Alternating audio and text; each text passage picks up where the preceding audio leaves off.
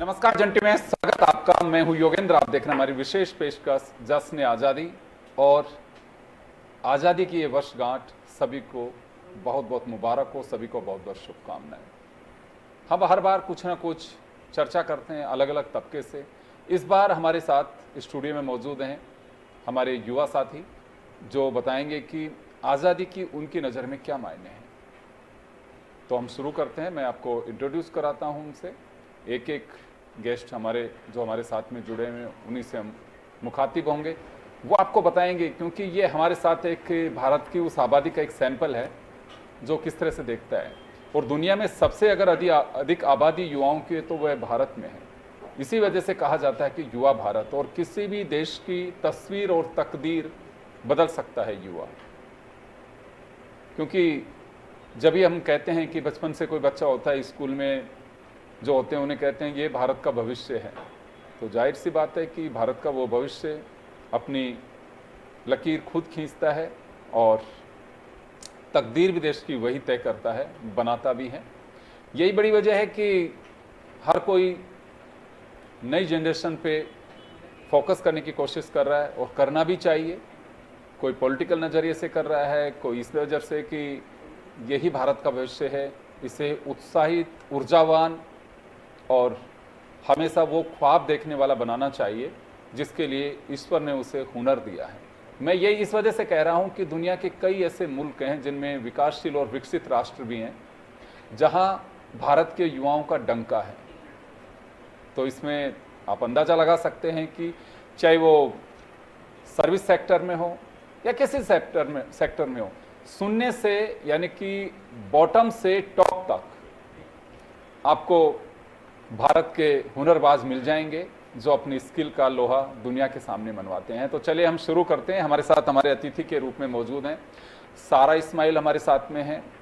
हमारे साथ संतोष महावर हैं, दिव्या माहेश्वरी हैं, निशा गोयल हैं, अर्पित जैन हैं, अभिषेक जैन हैं, शुभम अग्रवाल हैं, श्रेयांश मूथा हैं। सभी का स्वागत है। तो चलिए मैं शुरू करता हूँ। मैं सारा आपके पास में आना चाहूँगा। हम जश्न आज़ादी मना रहे हैं, क्या मायने हैं युवाओं की नज़र में आज़ादी को? सर, सबसे पहले युवाओं के लिए आज़ादी वो चीज़ है जो हमें हमारे फ्रीडम फाइटर्स ने दिलाई, वो नहीं जो आजकल पॉलिटिशियंस हमें दे रहे हैं। आज़ादी वो है जहाँ पे हमारे पास पैनल हो बोलने का, जैसे आज ये पैनल है सभी युवाओं के लिए बोलने का, ये एक आज़ादी है। हमारा जो हमारे कॉन्स्टिट्यूशन हमें राइट देता है, उस राइट्स को हम यूज़ कर पाएँ और अपनी ड्यूटीज़ को भी फुलफ़िल कर पाएँ, ये आज़ादी है युवाओं के लिए। Sir, good. तो बिल्कुल जाहिर सी बात है, क्योंकि हमारे संविधान ने, अंदाज़ा लगाइए कि 1950 में जब कॉन्स्टिट्यूशन ऑफ इंडिया तैयार हुआ तो उन्होंने भविष्य की चिंताओं को भी इंगित किया और उनका सॉल्यूशन क्या हो सकता है वो भी किया। एक विजन आप देखिए, लचीला है हमारा संविधान, समय के साथ साथ उसमें बदलाव किए गए, लेकिन ये लचीलापन ऐसे भी नहीं है कि इसके साथ कोई खिलवाड़ कर सके। भविष्य की चिंताओं को उस समय देखा गया कि अगर आज ऐसा होगा, किसी को इतना पावरफुल बना देंगे तो समय बदलेगा, क्या उसकी स्थितियां बना सकते हैं, लेकिन देश का भविष्य इस तरह से ऐसे सुरक्षित रहना बहुत जरूरी है। तो चलिए मैं श्रेयांश साहब के पास में आना चाहूँगा, आप किस तरह से देखते हैं इस आज़ादी को? सर बेसिकली आज़ादी का महत्व वो नहीं है जो अभी सब बेसिकली पॉलिटिकल पार्टीज डिस्कस करती है कि आज़ादी है, कि मतलब एजुकेशन मिल रही है, राइट टू एजुकेशन हो गया, वो अब बेसिक नीड्स बन चुकी है। ये आज के टाइम पे मैंने जो इस तरीके की आज़ादी देखी है, शायद अब लोग उसके बारे में बात नहीं करते हैं। बेसिकली गवर्नमेंट में इतना एक्सट्रीम लेवल पे करप्शन अब इंक्रीज़ हो चुका है जो सबके सामने है, लेकिन कोई उसको बात करना नहीं चाहता। इनिशियली हम यहाँ पे पैनल पे बहुत सारे जने बैठे हैं, 8-9 जने हम सब बैठे हुए हैं। बेसिकली हमने जब इंट्रोड्यूस किया एक दूसरे को, आई गेस हमने शायद पूछा नहीं कि आप कौन सी कास्ट से हैं, कौन से रिलीजन से हैं, बेसिक नेम से इंट्रोड्यूस कर रहे हैं। आज की जनरेशन कास्ट और इन सब में बिलीव नहीं करती है, बट इन गवर्नमेंट्स ने सब जनों को एक वोट बैंक की तरह समझ रखा है, जो वो सिर्फ और सिर्फ कास्ट के बेसिस पे ले रहे हैं। एक कास्ट ऐसा क्यों लगता है आपको कि पॉलिटिकल पार्टीज महज एक जातियों को या फिर युवाओं को केवल एक वोट बैंक की तरह देखते हैं? ऐसा क्यों लग रहा है आपको? इनिशियली मैं पर्टिकुलर किसी एमपी एमएलए का नाम नहीं लेना चाहूँगा, बट यूजुअली मैंने राजस्थान में यही देखा है कि अगर कोई एमपी एमएलए इलेक्शंस में खड़ा हो रहा है तो ज़्यादातर वो इस पर्टिकुलर इंसान को वोट करने से पहले वो अपना प्रचार प्रसार जब भी करता है वो ऐसे बोलता है कि मैं इस पर्टिकुलर समाज का हूँ, मैं इस पर्टिकुलर समाज के लिए ये करूँगा। आप समाज के लिए नहीं आगे आ रहे हैं, आप पूरे देश के लिए आगे आ रहे हैं, आप पूरी एक स्टेट के लिए आगे आ रहे हैं। तो आपका मतलब, कहने का मतलब ये है कि जाति धर्म इनसे ऊपर उठ करके सोचना चाहिए। एग्जैक्टली आज की जनरेशन ये सब नहीं देखती है। जाति और धर्म सबसे लास्ट की कोई एक स्टेज होती होगी आई गेस, वरना वो भी मैं स्टेज नहीं समझता होनी चाहिए। आज की जनरेशन देखती है ह्यूमैनिटी, एक humans everywhere, not a shred of humanity to be found. एक बहुत एक्सट्रीम लेवल पे किसी ने कहा था, जो मैं आज भी इसको फॉलो करता हूँ, हर जगह इंसान है पर ह्यूमैनिटी ढूंढना बहुत बड़ी मुश्किल वाली बात है। जी चलिए, बहुत अच्छी बात है। हर कोई कहता भी है, संविधान ने इस बात को इंगित भी किया था कि जब हम क्षेत्रवाद, जातिवाद, धर्म, संप्रदाय, इनसे ऊपर उठ कर के सोच हमारी होगी तभी देश का विकास होगा। तो बिल्कुल आपने एक सही बात कही है कि हमें सबके लिए सोचना चाहिए, क्योंकि आप अगर मेंबर ऑफ पार्लियामेंट बन रहे हैं या लेजिस्लेचर में आप जा रहे हैं कि एमएलए बन करके जा रहे हैं, तो आपको किसने वोट दिया नहीं दिया ये मायने नहीं रखता है।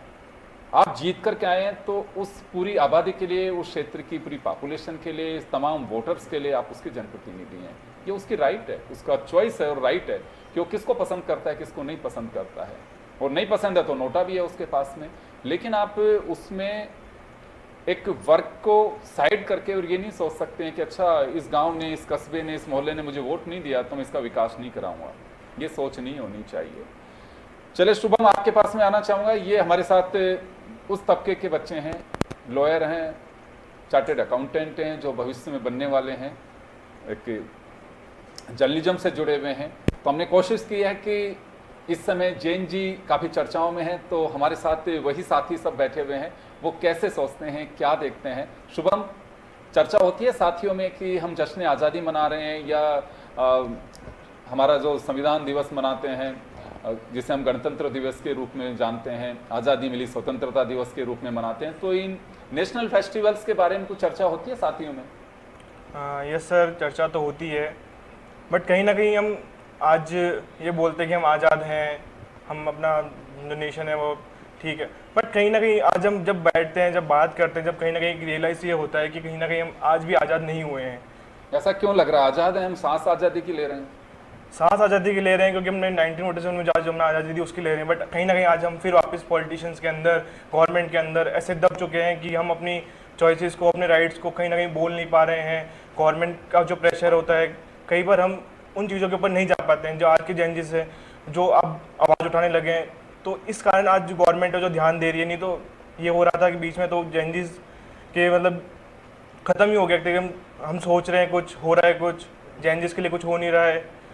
तो क्यों लग रहा है? देखिए, भर्तियां नहीं निकल रही, अवसर नहीं मिल रहे, क्या नहीं हो रहा? सब कुछ तो हो रहा है जेनजीज के लिए भी। सर भर्तियाँ भी निकल रही है, अफसर्स भी निकल रहे हैं, सब चीज़ हो रही है, बट सर अगर राइट पर्सन को वो चीज़ नहीं मिल रही है, राइट पर्सन को राइट जॉब नहीं मिल रही है, तो फिर वो कहीं ना कहीं एक तरह से ना के बराबर ही है।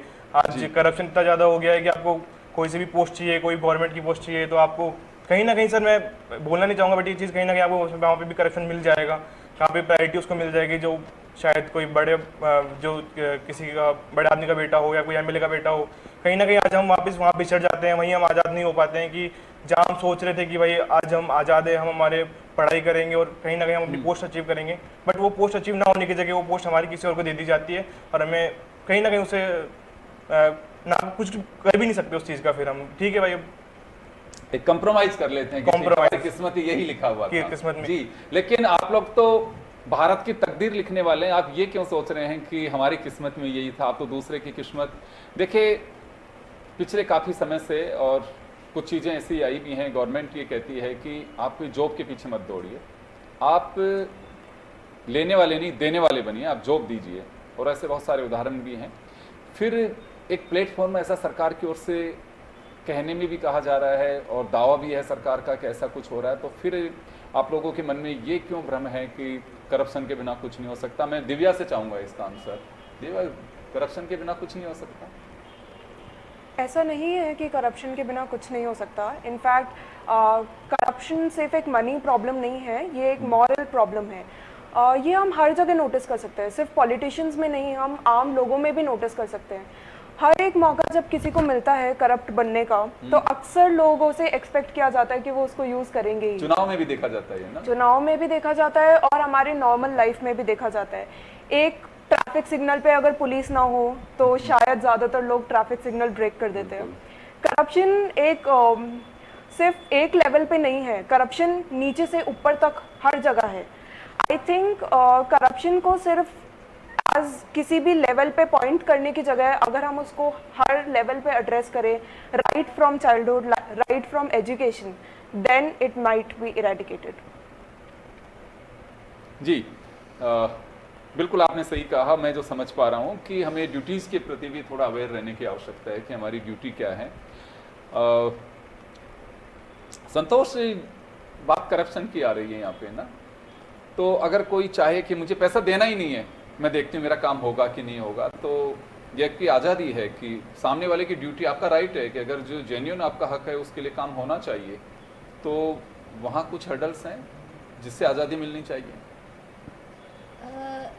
यस सर, मतलब अगर सामने वाला जैसे कि मुझे कोई काम करवाना है अपना, कोई जैसे कोई काम निकलवाना है किसी से, गवर्नमेंट की मुझे कोई अप्रूवल चाहिए, तो अगर मेरे को दिखेगा कि मेरा कोई साथ वाला कि उसी डिपार्टमेंट में है, तो मैं उससे चाहूँगी कि वो मेरी उसमें थोड़ी हेल्प करे। तो हम हर कोई चाहता है कि मेरा कोई साथ वाला हो, उससे मैं हेल्प ले सकूं, जो गवर्नमेंट से जुड़ा हो, तो मैं उससे हेल्प लेना चाहूँगी। पर जैसे कोई दूसरा करेगा तो मुझे लगेगा यार ये तो उससे हेल्प ले रहा है ना, और इसको तो इसके तो रिश्तेदार है ना, गवर्नमेंट जॉब में है, तो इसको यहाँ से हेल्प मिल रही है, तो मुझे लगेगा कि उसको क्यों मिल रही है, मेरे को क्यों नहीं मिल रही। तो बिना किसी प्रयास के ऐसा क्यों सोचा जाता है?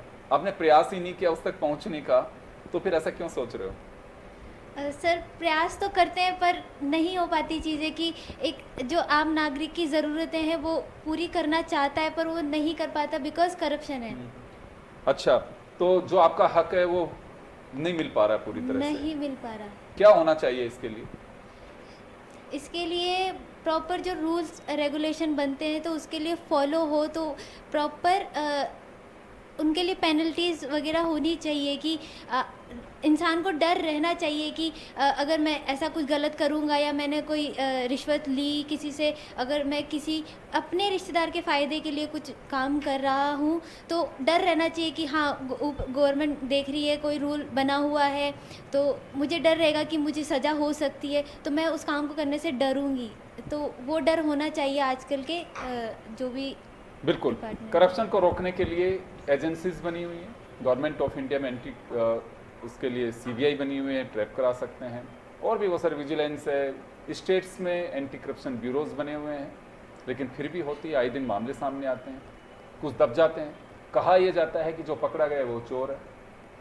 इसी वजह से मैं इसको रिलेवेंट इस वजह से कर रहा हूँ, आज़ादी 1947 में हमें मिली, लेकिन आज भी हमें जिन चीज़ों से आज़ादी चाहिए हम सब लड़ रहे हैं उससे। करप्शन, क्षेत्रवाद, कई जगह भाषाई जो एक संकीर्णता है उससे भी आज़ादी चाहिए कि क्यों बोली जानी चाहिए। भारत की तमाम भाषाएं, उनको हम सबको बोलने का हमारा हक है, संविधान ने हमें दिया है। जैसे मैंने कहा कि आतंक, उससे भी एक आज़ादी चाहिए। बहुत सारे ऐसे इश्यूज हैं जिनसे हमें आज़ादी चाहिए, जिसमें करप्शन भी एक बड़ा मुद्दा है, और एक भरोसा लौटना चाहिए। ड्यूटी हर व्यक्ति को समझनी चाहिए।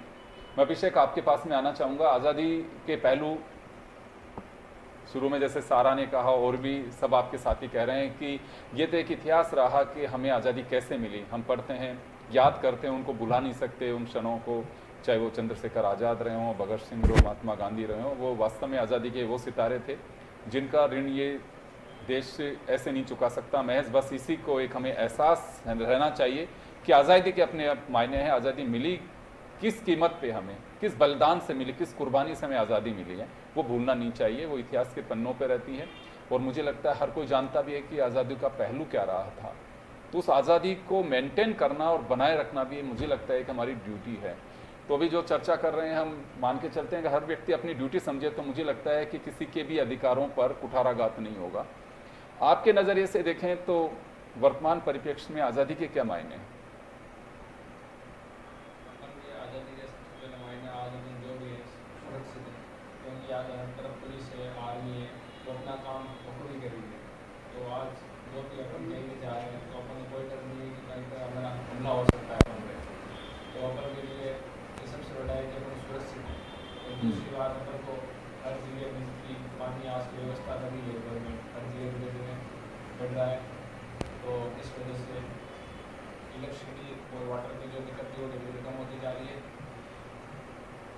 और अपन के जो युवा है उन्हें पता है कि मतलब किस हिसाब से अपन को हर चीज़ का यूज़ करना है, मतलब इलेक्ट्रिसिटी वाटर होता है। तो पहले बिल्कुल भी पानी बिजली रहती थी तो लोग बहुत परेशान थे, पर अब लोगों को समझ में आ रहा है जो है पानी बिना कितना मुश्किल है जीवन, इलेक्ट्रिसिटी बिना, और हर चीज़ अब लोगों को समझ विकास की ओर आगे बढ़ रहे हैं हम। हाँ। जी, अर्पित आपके पास में आना चाहूँगा, आप कैसे देखते हैं इस आज़ादी को?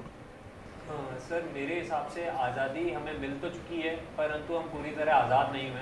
आज भी हम कई विदेशी ऐप्स का इस्तेमाल कर रहे हैं। हम पूरा, जैसा हमारे प्राइम मिनिस्टर काफ़ी बार कहते हैं कि make in India, build in India होना चाहिए। आज भी हम देखते हैं कि हमारा काफ़ी सारा डेटा लीक हो जाता है। बड़े बड़े प्लेटफॉर्म्स जो हम सोशल मीडिया प्लेटफॉर्म्स यूज़ करते हैं उस पर हमारा डेटा लीक है। तो क्या हम इंडिपेंडेंट हैं? क्या हम जब हम कोई भी एप्लीकेशन चलाते हैं तो उसके जो एल्गोरिदम्स होते हैं वो हमारे को बार बार डिफाइन करके रीड करते हैं, जिससे वह कहते हैं कि मशीन और अच्छी होती है, एक ह्यूमन बिहेवियर को समझने का मौका मिलता है। पर क्या ये एक एक सूचना दी जानी चाहिए हर व्यक्ति को कि एक तो ये होता है कि आप खुद के हिसाब से प्लेटफॉर्म ट्रेन कर रहे हैं, कोई चाह रहा है ट्रेन करना तो ट्रेन कर रहा है, बट सर स्पेशली अगर मेरे को पता ही नहीं है मैं जो शॉपिंग पैटर्न है, मेरा कोई भी चीज़ को करने का तरीका है, या फिर मेरा फॉर एग्जांपल कोई भी सोशल मीडिया ऐप है वो इतना एनालाइज हो चुका है, इतना अर्थमेटिकली हमें समझता है, एल्गोरिदम्स इतने समझ रहे हैं कि वो ऑटोमेटिकली उन चीज़ों को दिखा रहा है बार बार। ठीक है, तो हम एक तरह से कहें तो इस तरह हम आज़ाद नहीं हैं। जेनजी की लैंग्वेज में आज़ादी का डिफिनेशन थोड़ा सा अलग है। जेनजी अब वो 9 से 5 नौकरी करने वाला जेनजी अब नहीं रहा है, शायद मेरा ये मानना है। आज हम सब लोग फ्लेक्सिबिलिटी चाहते हैं, हम लोग चाहते हैं हम कहीं पे भी बैठकर कुछ भी कार्य करें।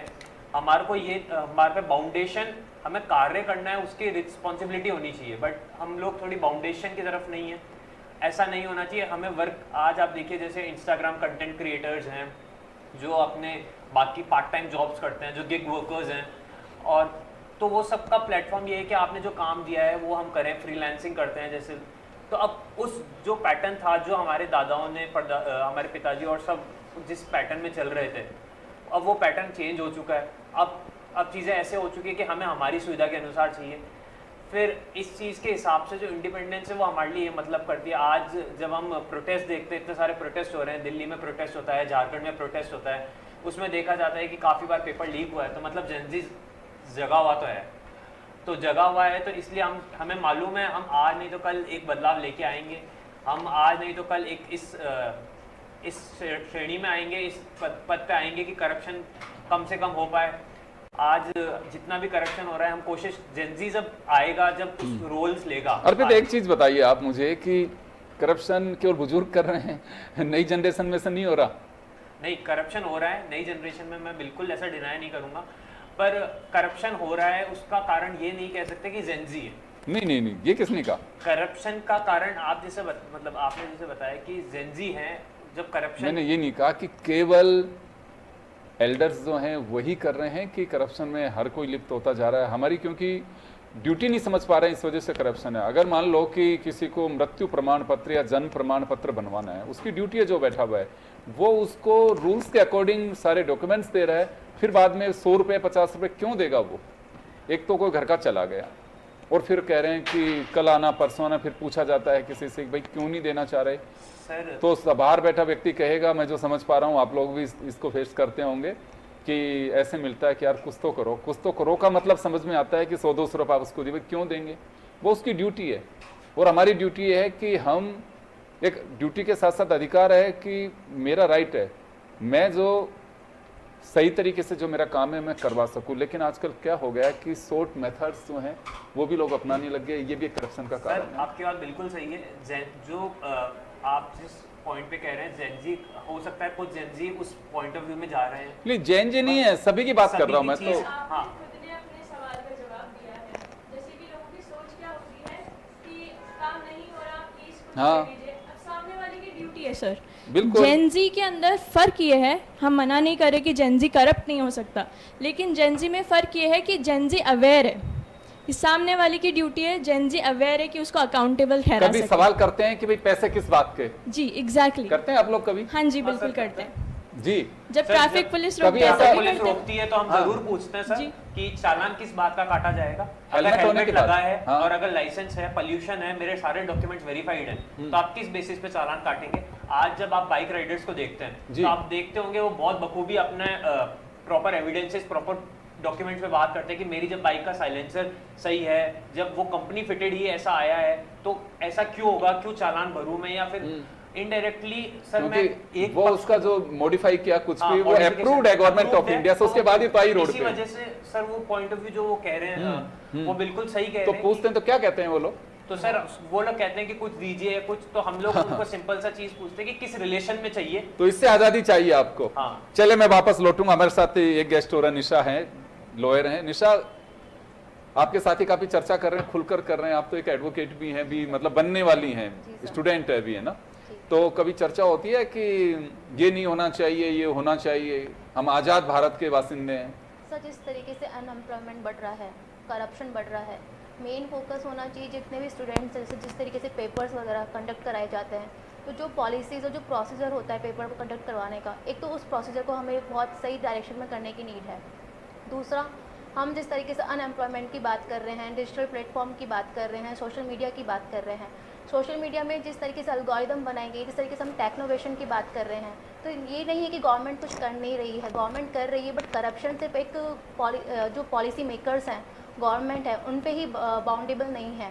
जो करप्शन है वो जो लेमैन है उनके ऊपर भी आता है, क्योंकि जो दोनों पार्टीज़ हैं, लाइक लेमैन और जो गवर्नमेंट पॉलिसीज़ हैं, उन दोनों के बीच से ही करप्शन बढ़ता है। अगर एक पार्टी करप्शन नहीं देगी, मतलब पैसे नहीं देगी, तो दूसरा भी नहीं लेगा उस चीज़ को, तो वो दोनों चीज़ें चलती है, वो बैलेंस के बेसिस पे चलती है।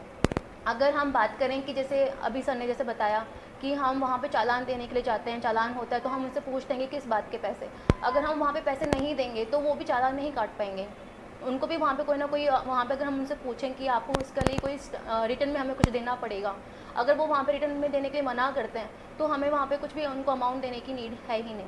जिस तरीके से मैम ने भी जस्ट बताया कि सोशल मीडिया पे जिस तरीके से एल्गोरिदम जिस तरीके से हमारे साथ कर रही है कि वो हमें रीड करती है, सोशल मीडिया पे कि हम क्या देखते हैं क्या नहीं, वो पूरी एल्गोरिदम है। ये टेक्नोवेशन है, जिस तरीके से टेक मीडिया डेवलप हो रही है, क्योंकि हमारी जितनी भी अदर कंट्रीज़ है, डेवलप्ड कंट्रीज़ हैं, हम उनसे कम्पीट कर रहे हैं एक तरीके से। तो वो टेक के अंदर इतनी एडवांस हो चुकी हैं, साइंस के अंदर इतनी एडवांस हो चुकी है कि हमें उन्हें कम्पीट करने के लिए टेक के अंदर इतना एडवांस जानना ही पड़ेगा।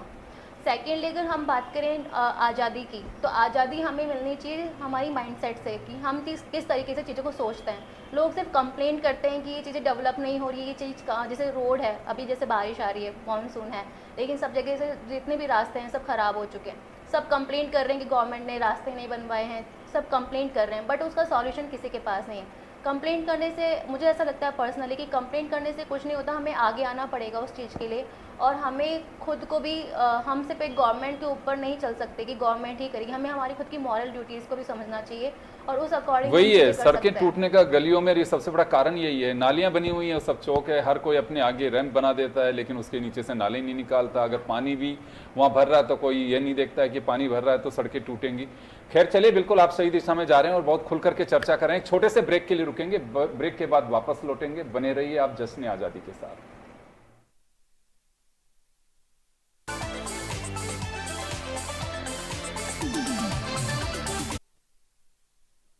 के बाद एक बार फिर आपका स्वागत है। आप देख रहे हैं आज़ादी का उत्सव और हम मना रहे हैं जश्न आज़ादी। तो हमारे साथ हमारे अतिथि मौजूद हैं। वापस उन्हीं के पास में जाना चाहूँगा, मैं सारा आपके पास में आना चाहूँगा। आज़ादी के मायने हम क्या चाहते हैं वो सारी चीज़ें हैं, लेकिन कुछ ऐसा भी सोचते हैं कि ये होना चाहिए, क्योंकि हम ड्यूटीज़ पे भी फोकस करें, हमारे राइट्स पे तो फोकस करते हैं ही, क्योंकि ये कहा जाता है एक बैलेंस करने के लिए अगर अधिकार अगर संविधान में होते, ड्यूटीज़ नहीं होती, 7 राइट्स दे देते और 5 ड्यूटी नहीं होती, तो फिर क्या होता। ये हमें एक मौलिक अधिकार के साथ साथ एक मॉरल ड्यूटी भी हमारी बनती है, उस पर भी हमें फोकस करना चाहिए। तो जो कुछ हम सिनेरियो देख रहे हैं उसमें होना क्या चाहिए ताकि हमारी आज़ादी मेंटेन रहे, हमारे ख्वाब और ख्यालात हैं वो भी आज़ाद रहें। Sir, I would like to list down a few things that I have been thinking about and that is going on in India. दोनों तरफा तालमेल बनना बहुत ज़रूरी है। आपने बिल्कुल ठीक कहा। मैंने भी जब आज़ादी का मतलब बताया था तो मैंने यही कहा था कि लोगों को अपने राइट्स को यूटिलाइज करने का पूरा अधिकार होना चाहिए और साथ में अपनी ड्यूटीज़ को करने की भी उनके पास स्पेस बननी चाहिए। तो अभी हमारे पास जो सिनेरियो है वहाँ पे दोनों ही बैलेंस डगमगाए हुए हैं। जैसे हम लोग देखते हैं हमारे राजस्थान के गवर्नमेंट स्कूल सारे बंद हो गए, काफ़ी हद तक बंद हो गए, sorry. So why did that happen? Because there was no accountability. अब अकाउंटेबिलिटी पहुंचाना गवर्नमेंट तक या फिर उनके बीच की जो अथॉरिटीज़ है, हो सकता है एकदम टॉप लेवल पे प्रॉब्लम नहीं थी, मिड लेवल पे प्रॉब्लम थी, तो यहाँ पर क्वेश्चन उठना चाहिए था उसी वक्त, और उसी वक्त जो भी प्रॉब्लम्स थी उनको एड्रेसल करना चाहिए था पेरेंट्स के द्वारा भी कि वो अपने बच्चों को क्यों नहीं भेज रहे, और गवर्नमेंट की अथॉरिटीज़ के द्वारा भी कि वहाँ पर जो भी कमियां हैं उसको फुलफ़िल क्यों नहीं करा जा रहा टेंडर मिलने के बाद भी। मिड डे मील्स के अंदर बहुत ज़्यादा घपला होता है सर वहाँ पर। अब वहाँ पे बात आ जाती है वो ड्यूटी क्या फुलफ़िल कर पाएंगे जो इन बच्चों को खाना भी नहीं मिल रहा। तो हमें वो भी देखना है as a citizen of upper class in a society या फिर एक रूरल सोसाइटी और अर्बन सोसाइटी के अंदर जो डिफरेंस हम लोग महसूस करते हैं। एक अर्बन एक एजुकेटेड इंसान रूरल इंसान को जब तक हेल्प नहीं कर पाएगा, जब तक उनकी प्रॉब्लम्स गवर्नमेंट तक अथॉरिटी तक नहीं पहुंचा पाएगा, एक अनपढ़ इंसान जिसको नहीं पता कि उसको कहाँ कंप्लेन करनी है, उसको किस तरीके से आगे अपनी बात पहुंचानी है, वो नहीं पहुंचेगी आगे बात। तो हमें यहाँ पर एज अ सिटीज़न भी एक दूसरे को हेल्प करना पड़ेगा, एज अ सिटीज़न एक दूसरे को कंधा देना पड़ेगा, ताकि ये सारे जो डिफरेंसेस हैं उसको हम लोग सिटीजन्स के द्वारा भी कम कर पाएँ और गवर्नमेंट के तरफ भी हम लोग उसके अंदर कमियाँ देख पाएँ कि हाँ ठीक है, अब आपने डिफरेंसेस आपने भी कम करे हैं, आप भी मेहनत कर रहे हैं। इसके अलावा सर जितने भी करप्शंस होता है, बिल्कुल ठीक बात है, एक जगह से नहीं होता। अगर सामने वाला उसको नहीं करेगा इनिशिएट, तो दूसरा वाला भी उसके पास में मौका ही नहीं होगा करप्शन को आगे बढ़ावा देने का। तो हमें इन सारी चीज़ों का ख्याल रखना पड़ेगा। हमारा इंडिया आज़ाद है, लेकिन वो सिर्फ ब्रिटिशर्स से आज़ाद है। हमारा इंडिया करप्शन से, ऑपरेशन से, लैक ऑफ एक्सप्रेशन से, इन सब से अभी भी आज़ादी की लड़ाई कर रहा है। और मैं बोलती हूँ इंशाल्लाह as a youth we will fight for that and we will make sure that we do the best for our country। क्योंकि मुझे भी लोग बोलते हैं कि तुम बोल करके भी क्या कर लोगे। If I am not speaking also, that is also a problem। You have to speak up because you are the youth of the country। That is also your duty। बहुत अच्छी बात है। सबसे बड़ी बात यही है कि हम कंप्रोमाइज कर लेते हैं, किसी बात पे सेक्रीफाइस कर लेते हैं कि नहीं, सवाल उठाना आपका हक है, आप उठाइए। जहां लगता है आपको कि ये मेरी आज़ादी में खलल डाल रहा है तो आप उसे सवाल करिए। अगर भगत सिंह, चंद्रशेखर आज़ाद, महात्मा गांधी या हमारे आज़ादी के वो सितारे जिसकी वजह से आज जश्न आज़ादी मना रहे हैं, हम अगर ये उस वक्त सेक्रीफाइस करते किसी छोटी बात के लिए भी या कंप्रोमाइज़ कर लेते तो आज हम आज़ाद होते नहीं हो पाते। तो ये आज़ादी, बोलने की आज़ादी आपको मिली है, सवाल करने की आज़ादी आपको मिली है, आपकी ड्यूटी और राइट्स आपको दिए गए हैं। सामने वाले के भी उतना ही हक है कि वो अपनी ड्यूटी समझ सके। तो मुझे लगता है कि बिल्कुल सही है, एक अवेयरनेस होनी चाहिए आप लोगों में कि ये पैसे, जैसे इन्होंने कहा कि अर्पित ने कि किस बात के पैसे, भाई मेरे पास में आप मेरी आरसी रही, ये मेरा पोल्यूशन सर्टिफिकेट रहा, मैंने हेलमेट वेयर किया है, लाल बत्ती जंप नहीं की, मेरी लेन में चला रहा हूँ, फिर किस बात के का चालान कि कुछ दे दीजिए, क्यों दे दीजिए, सवाल करिए आप। और मुझे लगता है कि ये अवेयरनेस जब होगी, ये आज़ादी हमें तभी मिल सकती है जब एक बार आप स्वेच्छा से बिगुल बजाएंगे, आप अपने अधिकार से गलत काम मत करवाइए, क्योंकि गलतियां ढूंढ करके वो आपको झपट्टे में लेने की कोशिश करते हैं। तो चलिए मैं श्रेयांश आपके पास में आना चाहूँगा। हम बहुत सही दिशा में जा रहे हैं और बड़े आप लोग खुल करके अपनी चर्चा भी कर रहे हैं। हम ड्यूटी राइट सब पे तो चल रहे हैं, लेकिन एक भविष्य की चिंता है कुछ हमें कि हाँ भविष्य में ये होना चाहिए और इसके लिए हम चिंतित हैं। आई थिंक मैं सबसे ज़्यादा चिंतित भविष्य को लेके हूँ पॉपुलेशन को, क्योंकि पॉपुलेशन एक एक्सट्रीम लेवल पे इतना बड़ा टॉपिक बन चुका है कि अपन किसी भी फील्ड में जाऊंगा, मैं जैसे कि गवर्नमेंट जॉब्स में भी जा रहा हूँ, तो इतनी एक्सट्रीम भीड़ है। तो मैं एग्ज़ाम का फॉर्म भरने से पहले ही शायद मेरे माइंडसेट में एक ऐसा आ जाए दिमाग में कि शायद नहीं होगा, बिकॉज मैं एक पर्टिकुलर कैटेगरी से बिलोंग करता हूँ जिसको रिजर्वेशन नहीं मिलता है। तो सडनली अब मेरे दिमाग में अब मैं गवर्नमेंट जॉब्स को भी नहीं जा रहा, बिकॉज ये रीज़न क्या हो रहा है, ओवर पॉपुलेशन। गवर्नमेंट की कोई ऐसी स्कीम नहीं है जो पॉपुलेशन कंट्रोल करने में कुछ हो। यूजली प्रीवियसली जब कांग्रेस की एक सरकार थी उस टाइम पे उन्होंने नसबंदी योजना भी चलाई थी, मैंने कहीं पे पढ़ा था, और उन्होंने बहुत कुछ पॉपुलेशन कंट्रोल करने के लिए किया था, जो एक्चुअली में आई थिंक बहुत सही था। अब ऐसा कुछ होता नहीं है। अब लोगों के 3-3, 4-4 बच्चे हैं, वो किसी की कदर नहीं कर रहे हैं, सब बस ठीक है। मेरे को ऐसा लगता है कि हर एक बच्चे की इस देश को लेके एक बहुत बड़ी अहमियत है। उनको एक प्रोडक्ट ना समझा जाए, वो भी कुछ एक बन सकते हैं। शायद वो एक नेक्स्ट APJ अब्दुल कलाम हो, नेक्स्ट कोई एक फ्रीडम फाइटर हो, कोई अलग से एक इम्पॉर्टेंट पर्सन बन सकता है। तो इंस्टेड ऑफ उनको एक प्रोडक्ट समझते हुए बस कि हाँ भाई हमारा बच्चा है, एक और हो जाए, एक और हो जाए, एक और हो जाए। और एक स्पेशली जो मैंने देखा कि लोगों में लड़कों की जो बहुत एक्सट्रीम लेवल पे रहती है कि हमें एक लड़का चाहिए, एक वारिस चाहिए। वारिस ढूंढने की बजाय आप एक ऐसा मतलब अपनी बच्चे को, अभी भी आपको लगता है लड़का और लड़की में कहीं अंतर महसूस करते हैं परिवारों में? आई थिंक मेरे को अभी भी लगता है बहुत एक्सट्रीम लेवल पे, बिकॉज मेरी बहुत सी फीमेल फ्रेंड्स हैं जो अभी भी बोलती है कि हमें ना आफ्टर 7 हमारे घर पे कर्फ्यू लग जाता है, वी हैव टू रिपोर्ट कि हमें अभी हम कहाँ पे हैं, हम क्या कर रहे हैं। और बहुत से पेरेंट्स उनकी एजुकेशन को इतनी प्रायोरिटी नहीं देते हैं।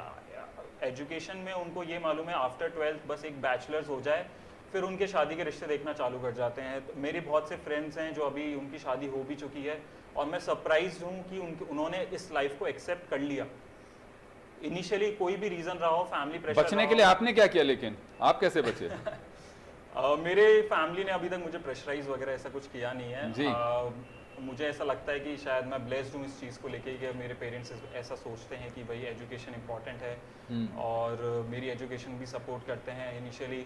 ऑल्दो मेल्स का थोड़ा डिफरेंट रहता है फीमेल्स के कंपैरिजन में, बट मेरा भी जैसा आपने क्वेश्चन किया था कि मैं फ्यूचर को लेके क्या सोचता हूँ सबसे ज़्यादा, तो मैं पॉपुलेशन को बहुत सोचता हूँ कि पॉपुलेशन अगर डिक्रीज़ हो जाएगी, आई थिंक 50% ऑफ जो हमारी प्रॉब्लम्स हैं अभी हम फेस कर रहे हैं, करप्शन से लेके अनएम्प्लॉयमेंट से लेके फाइनेंसेस से लेके ग्रोथ से लेके, वो सब धीरे धीरे सेटल होने लग जाएगी। जो भी अगर आप जापान देखेंगे, जर्मनी देखेंगे, जितने भी कंट्रीज़ है जिनमें पॉपुलेशन कम है, वो इतना अच्छा स्केल इसलिए कर पा रही हैं बिकॉज उनकी यूथ प्रोडक्टिव है, हर एक को एम्प्लॉयमेंट मिल रहा है, स्किल्स मिल रही है, डेवलपमेंट हो रहा है, स्कूल्स वेस्ट नहीं है। मेरी डिग्री आई थिंक मुझे ऐसा लगता है शायद एक पीस ऑफ पेपर है, उसने मुझे अभी तक कोई बेनिफिट दिया नहीं है। मुझे अलग से एक स्किल सेट लेना पड़ रहा है, मैं इंटर्नशिप्स कर रहा हूँ, मैं वर्क कर रहा हूँ, तब जाके मेरे में कुछ स्किल्स डेवलप हो रही है। Otherwise universities are waste of time. खैर वेस्ट ऑफ टाइम तो नहीं है, लेकिन आप सही कह रहे हैं कि वहाँ हमें उसी तरह से तैयार करने की आवश्यकता है ताकि बच्चे एक फ्यूचर क्या प्लान है वो कर सकता है, उस स्ट्रीम में उनको भेजा जा सके। ये एक लगता है कि हालांकि स्किल को लेकर के प्रोग्राम्स भी चलते हैं, लेकिन वो उस स्तर पे होने चाहिए। और IIT हैं या फिर IIM हैं वो लेकिन लिमिटेड सीट्स हैं, और ये नहीं कह सकते हैं कि कुछ बच्चों ने एग्ज़ाम दिया और जिसका नहीं हुआ तो उसमें टैलेंट ही नहीं है। बहुत टैलेंट है। UPSC को देने के लिए जाते हैं, लाखों लोग देते हैं, हज़ारों में इंटरव्यू तक पहुंच पाते हैं, सैकड़ों में उसका सिलेक्शन हो पाता है। तो ऐसा नहीं है कि जो इंटरव्यू देने के लिए गया और जिनका सिलेक्शन हुआ है उनसे कम इंटेलिजेंट होंगे। यहाँ केवल और केवल एक किस्मत का खेल भी होता है कि आप इंटेलिजेंट है लेकिन सामने वाला कौन बैठा हुआ है इंटरव्यू के अंदर, उसने किसको कितने मार्क्स दे दिए, वो वहाँ पे डिपेंड करता है। तो वो जो स्किल है उससे भी हमें यूज करना चाहिए। खैर चले, लेकिन बात आज आज़ादी से चल रही है। शुभम, आपके पास में आना चाहूँगा, आप किस तरह से देखते हैं फ्यूचर में क्या होना चाहिए? हमारी आज़ादी रहे, हम बने रहें और आज़ादी के सांस भी लेते रहें। सर फ्यूचर में इन द सेंस कि मैं आज़ादी को ये देखना चाहता हूँ कि आज जो लेमन पर्सन है, जो हम हैं, वही जो गवर्नमेंट के अंदर जो एम्प्लॉय हैं वो भी उस सेम पे रहें।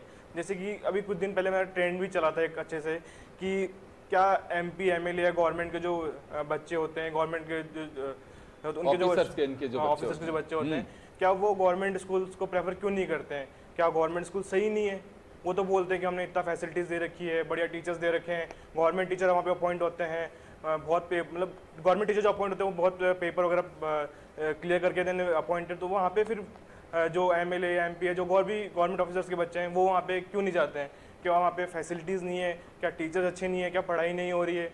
ये सब चीज़ें एक तरीके से पॉइंट आउट की जाए तो एक बहुत बड़ा मुद्दा भी बन जाता है कि भाई हाँ ऐसा क्यों नहीं हो रहा है। अगर आज ऐसा हो तो क्या गवर्नमेंट जो स्कूल है क्या वो डेवलप नहीं करेगी? क्या जो आज प्राइवेट स्कूल्स के अंदर जो हाई फीस दे रहे हैं, हाई फैसिलिटीज़ के लिए, क्या वो हमें गवर्नमेंट प्रोवाइड नहीं कर सकेगी? गवर्नमेंट के पास इतना फंड तो है ऑलरेडी कि वो हमको प्रॉपर एजुकेशन, प्रॉपर हॉस्पिटल वगैरह या प्रॉपर कॉलेजेस वगैरह प्रोवाइड कर सकें, बट नहीं हो पा रहा है।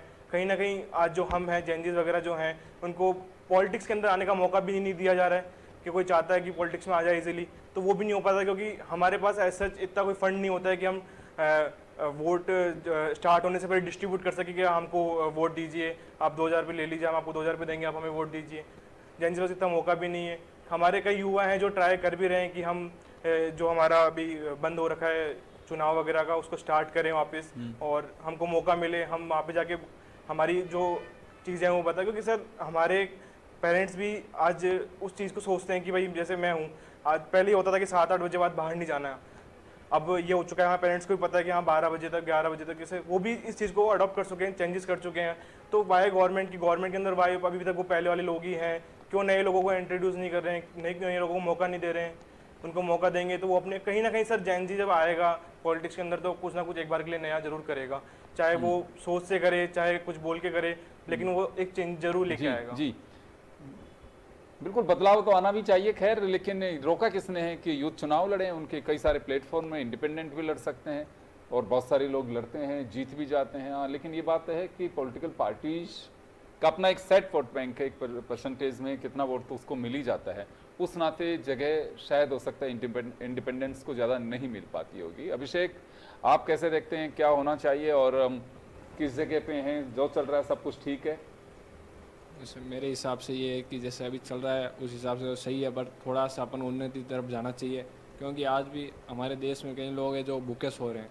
तो गवर्नमेंट को हर जगह भूख से आज़ादी मिलना बहुत ज़रूरी है। भूख से आज़ादी मिलना ज़रूरी है, क्योंकि उसके लिए अपन को हर जगह एक भोजनालय बनाना चाहिए और रिजनेबल रेट पर। चल रही नहीं इंदिरा रसोई सब जगह, फिर भी कई जगह अन्नपूर्णा हो गई है वो, फिर भी सर कई जगह आज भी नहीं है, वो उधर प्रॉपर मतलब देखने वाले नहीं है, तो वो उधर वैसे ही काम चल रहा है, क्वालिटी फूड नहीं मिल पाता वहाँ। हाँ, तो क्वालिटी के साथ वो फूड मिले लोगों को, जिससे वो अपने शरीर और स्वस्थ रहे। और जैसे अपन पढ़ाई में अपन का सेक्टर आगे बढ़ रहा है जिस हिसाब से, उस हिसाब से थोड़ा और अपन को प्रोग्रेस की ज़रूरत है। और हर फील्ड में आज बच्चे आगे जा रहे हैं, जैसे स्पोर्ट हो, डांस हो, तो हर जगह हर युवा को मौका मिल रहा है आज भी। जिस हिसाब से अपन का देश बढ़ रहा है तो हर जगह उनके लिए पर्टिकुलर स्कोप या जॉब के लिए उन्हें जगह मिल रही है। तो ऐसा नहीं है कि सिर्फ पढ़ाई पढ़ाई है, मतलब और भी चीज़ें हैं दुनिया में, जिस हिसाब से अपने हालात है उस हिसाब से काम करना पड़ेगा अपन को। क्योंकि क्या हालात हैं हमारे जिससे काम करना चाहिए हमें? जैसे मतलब परिस्थिति के हिसाब से, जैसे अपन को पता है अभी पैसे की ज़रूरत है तो अपन को काम करना जरूरी है, अभी पढ़ाई के पीछे नहीं भाग सकते। यदि पैसा है अपन के पास तो पढ़ाई अभी करेंगे, फिर बाद में पैसा कमा लेंगे। तो उस हिसाब से हर चीज़ को देखते हुए अपन को कदम उठाना चाहिए, उस हिसाब से अपन तो आपके हिसाब से अगर परिस्थिति ऐसी है तो पहले पैसे कमा लीजिए, पढ़ाई तो बाद में भी हो जाएंगे, हम नहीं कर पाएंगे तो हमारे बच्चे करेंगे, लेकिन पैसा भी कमाना जरूरी है। पैसे तो कमाना ज़रूरी है, क्योंकि हर काम आजकल पैसे से होता है। कहीं भी जाना हो तो बस के लिए पैसे चाहिए, खाने के लिए पैसे चाहिए, कपड़े के लिए पैसे चाहिए, तो पैसा तो बहुत ज़रूरी है ही। पर सबके हालात एक जैसे नहीं होते, इस हिसाब से मैं कहना चाहता हूँ कि मतलब होती को अपनी परिस्थिति अनुसार काम करें, जिससे क्या उनके परिवार को भी फ़ायदा मिले। ज़रूरी नहीं है हर बार कि अपन पूरे पढ़ाई में पैसा लगाएं। बिल्कुल बिल्कुल आप सही कह रहे हैं कि स्थिति समझ करके भी हमें कदम उठाने चाहिए ताकि हम आगे बढ़ सकें, और परिस्थितियां जो हैं उसके अकॉर्डिंग देखना चाहिए। लेकिन आप में अगर काबिलियत है तो उसे भी नहीं छिपाना चाहिए। मैं अर्पित आपके पास में आना चाहूँगा। आप क्या चाहते हैं कि हमें कुछ ऐसी चीज़ें हैं जिनसे मुक्ति मिलनी चाहिए? क्योंकि जैसे हमारे साथी पैनलिस्ट हैं, उन्होंने कहा कि हम अंग्रेजी मानसिकता से बाहर निकलें अभी हम, लेकिन उस मानसिकता से आज़ाद नहीं हुए जो होनी चाहिए।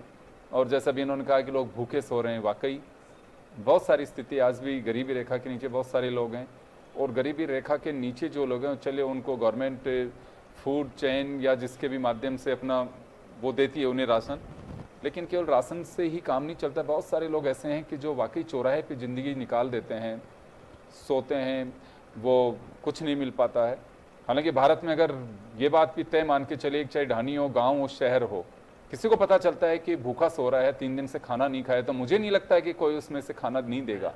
ये मैं इस वजह से कह रहा हूँ कि कोविड के दरमियान मैंने बहुत सारा देखा, सरकारों के भरोसे काम नहीं चलता। आप में से भी सब ने, परिवारों में से हर व्यक्ति ने हर उस मुसीबत झेल रहे व्यक्ति की मदद की है जिसके पास में कुछ नहीं था।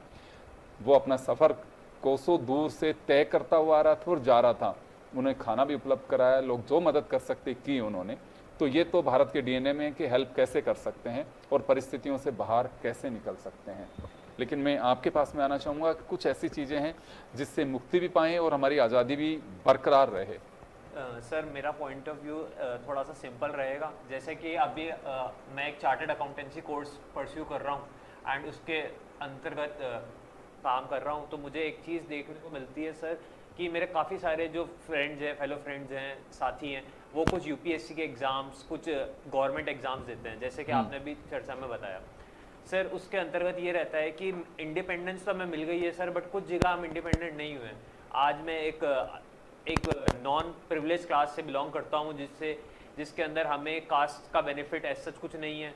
हमें तो उसका फ़र्क ये पड़ता है हम लोगों पे कि हम लोगों का जो मोटिवेशन है, जो गोल है for government exams like UPSC, SSC और भी स्टेट एग्जाम्स के लिए, वो नहीं रहता है, क्योंकि जो लेवल ऑफ बेस है वो सेम नहीं है, क्योंकि रिजर्वेशन के तहत कहीं ना कहीं बेस इंक्रीज़ होता है। आप देख सकते हैं कि अभी भी कितने सारे केसेस वायरल होते हैं, कितने यूपीएससी एस्पिरेंट्स या आईएएस आईपीएस जो बन चुके हैं वो पकड़े जाते हैं, जो अपनी कास्ट का गलत बेनिफिट उठा रहे होते हैं, जो फॉर एग्जांपल बीपीएल बन के बिलो पॉवर्टी लाइन का सर्टिफिकेट देते हैं, जो फेक सर्टिफिकेट्स बना के बताते हैं। तो सर हमारा बेस सेम होना बहुत ज़रूरी है। उसके लिए हमें काफ़ी सारी चीज़ें करनी पड़ेगी। कास्टिज्म को जितना, मैं ये नहीं कह रहा हूँ कि एकदम से एलिमिनेट कर दीजिए, एकदम से चेंजेस कर दीजिए, नहीं हो सकता। एकदम से चेंज एक्सेप्टेबल भी नहीं हो पाएगा, बट चेंज करना एक पृथ्वी का, धरती का नियम रहा है, तो हमें धीरे धीरे चेंजेस लाने पड़ेंगे। अब इसका लाइव एग्जांपल हमारा जो कोर्स है चार्टर्ड अकाउंटेंसी का, जिसमें आप देख सकते हैं कि चार्टर्ड अकाउंटेंसी कोर्स के अंदर ऐसा कोई रिजर्वेशन नहीं है, बट तब भी बहुत ज़्यादा लोग, बहुत अच्छे अमाउंट में एस्पिरेंट्स आते हैं, वो एग्ज़ाम्स को फाइट करते हैं एंड वो अपने टैलेंट पे, अपनी स्किल बेस पे डिग्रीज लेते हैं। और आज भी आप देख सकते हैं जैसे 5 लाख CA अराउंड हो चुके हैं इंडिया के अंदर, तो आप देख पा रहे हैं कि इतना अच्छा अमाउंट विदाउट रिजर्वेशन आया है। तो मतलब ऐसा नहीं है कि रिजर्वेशन के बिना हो नहीं पाएगा, होगा।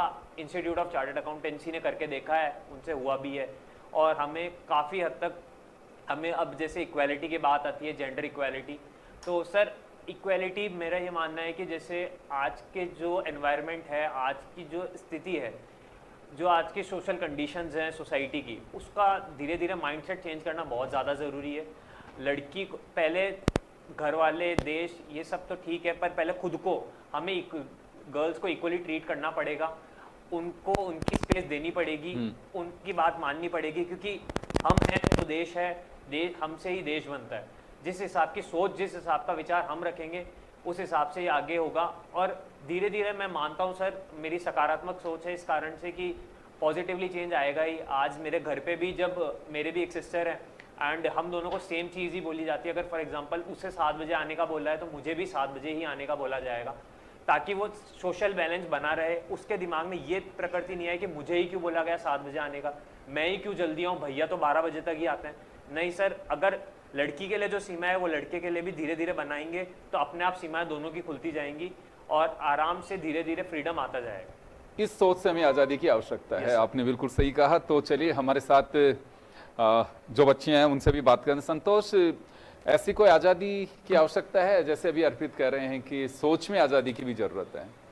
नहीं सर, जैसा अर्पित ने कहा कि 7 बजे के बाद घर पे उदाहरण दिया साथ में, 10 बजे तक की भी बात हो सकती है। चलो 10 बजे तक का कि घर पे आना है, तो घर वालों को ये चिंता नहीं है कि मतलब वो ये नहीं चाहते कि भाई उनकी बेटियां बाहर नहीं जाए, काम ना करे, कि भाई उनको उनके पास जॉब रिस्पॉन्सिबिलिटी इतनी है कि उनको 12 बजे तक वहाँ पे रुकना पड़ता है। तो घर वाले इस वजह से उनको आगे बढ़ना देना नहीं चाहते, वो सेफ्टी की चिंता करते हैं। जब तक बाहर का माहौल अगर लड़की के लिए 12 बजे तक, 7 बजे तक सेफ नहीं रहेगा, तब तक उन घर वाले चाहेंगे कि मेरी बेटी 7 बजे घर वापस आ जाए, क्योंकि वो अपनी बेटी की सेफ्टी चाहते हैं।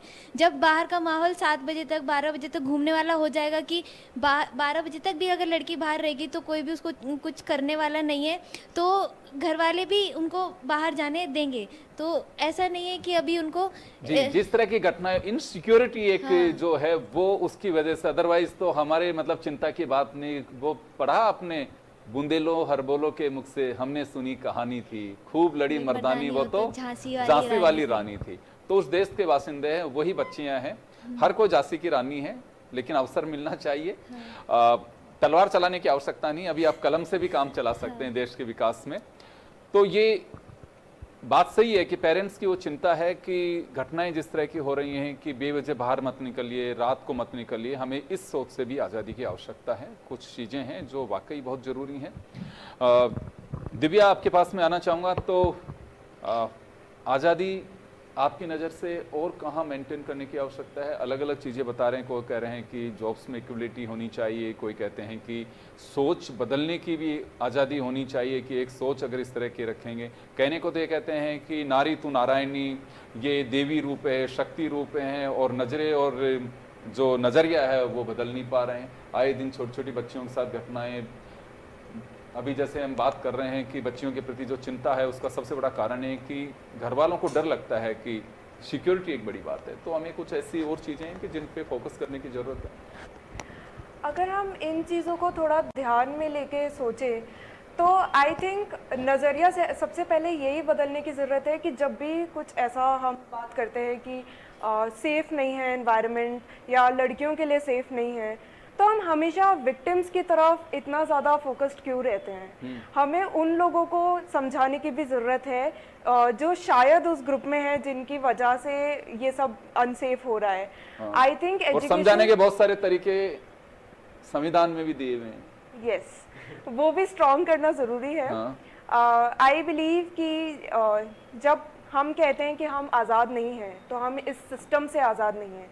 तो सिस्टम के टॉप पे जो लोग हैं उनकी तरफ अकाउंटेबिलिटी पॉइंट करना बहुत इम्पॉर्टेंट है। आई बिलीव कि उनसे ये एक्सपेक्टेशन रखना कि जो भी उन्होंने प्रोमिसेस किए थे वो एक्चुअली फुलफिल करेंगे, ये बहुत इम्पॉर्टेंट है।